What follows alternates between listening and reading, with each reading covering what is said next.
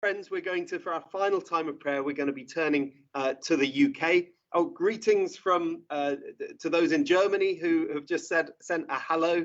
It's great to hear it from folks from all around the world who are with us. But here, as we think of the UK, I'm really thrilled to be able to welcome Gavin Calver.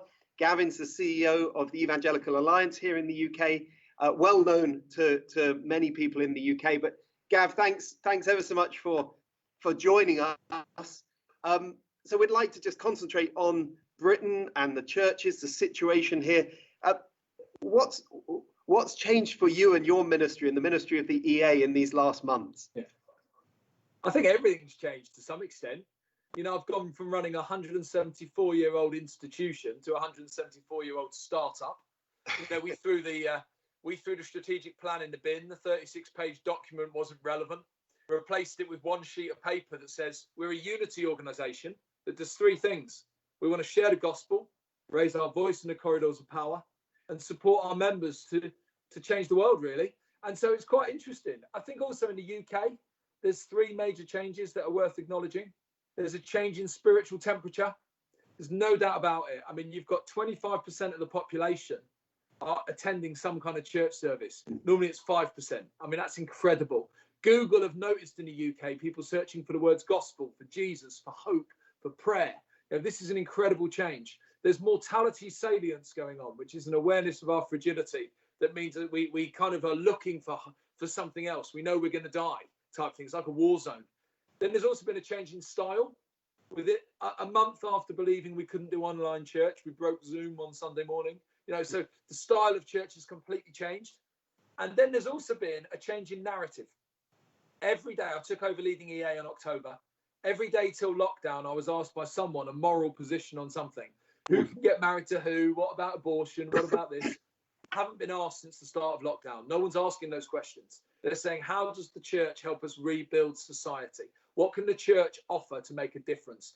People aren't saying, what about this issue? They're not trying to pigeonhole us as hateful. They're knowing that without the church, the recovery is so much harder. So the narrative's changed, the temperature's changed, the style has changed, just about everything's changed. But the one thing that hasn't changed is Jesus, his faithfulness, his word, and the fact that we are the bringers of hope, because hope is a name, and his name is Jesus. Wow, Gavin, I mean, it's just great to hear this. But I imagine, I mean, what does this mean? You sound like you're encouraged, but there must be challenges as well. You know, many of us here in the UK, all of us in the UK are involved in local churches. So we're experiencing, you know, online services and everything. But from your perspective, looking at that bigger picture, the British church as a whole, what does the future hold? A ridiculous question because nobody knows, but what would you be encouraged about or concerned about as restrictions are eased and we move to a new normal?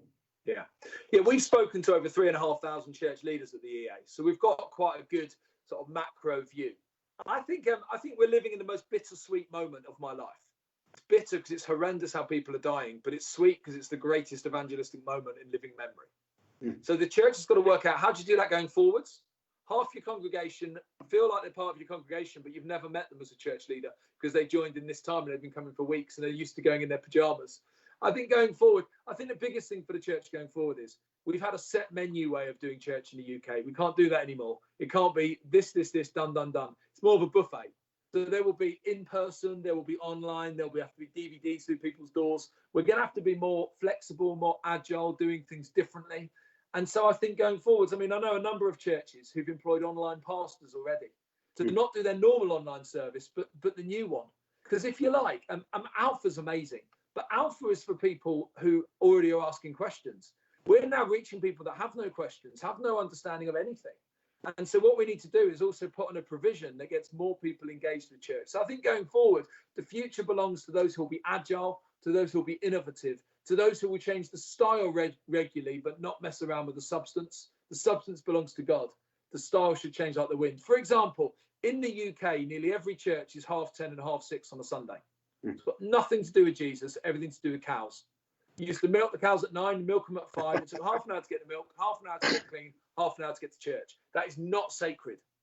So I think that the next steps, if we're actually going to see the revival, I believe, could be coming after this catalytic time, but then we're going to have to be agile, fleet of foot, and focused.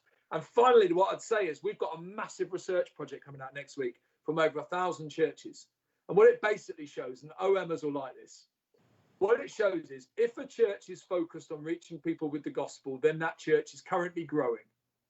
What it shows that you won't like is it's about 20% of churches that are actually focused on proclaiming the gospel in this time. So therefore, 80% are focused on shutting the back door.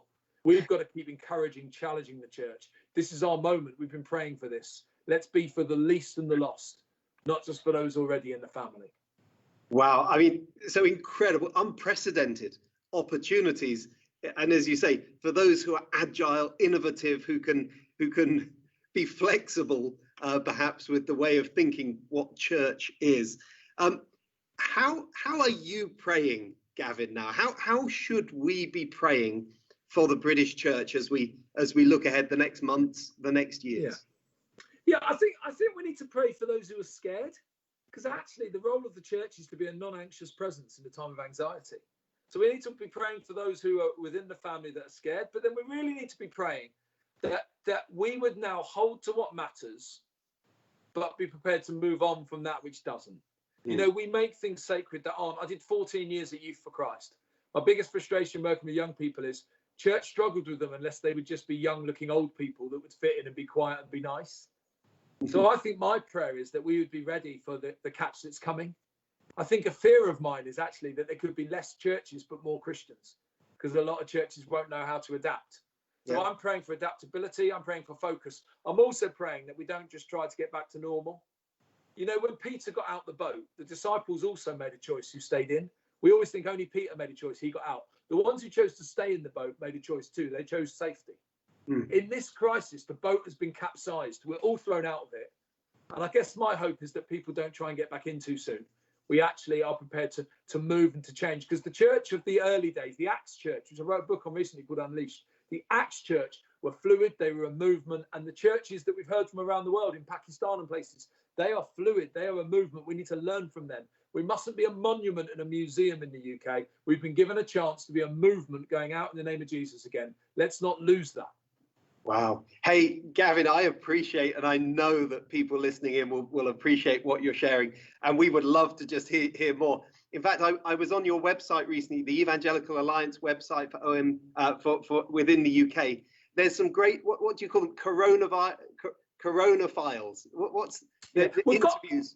We've got a coronavirus hub for a start, which has got every resource, and it works globally as well as locally. eauk.org/coronavirus. But in there, we've got 4 coronavirus conversations. Yes.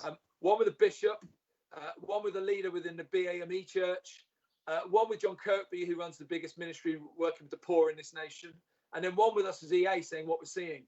And those conversations are there to just get people thinking, get people sparking. In the next few weeks, we'll start doing rebuild conversations now, because we're in a new season. And we know that going forward, this is not God made this moment, but the Lord is using this.